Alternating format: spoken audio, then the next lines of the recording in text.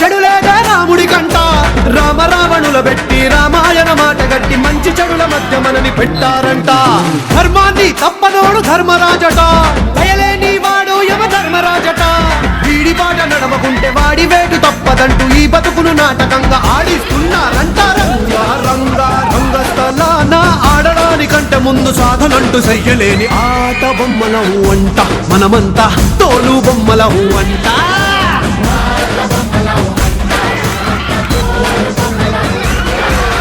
డుంగురు డుంగురు డుంగురు డుముకో డుంగురు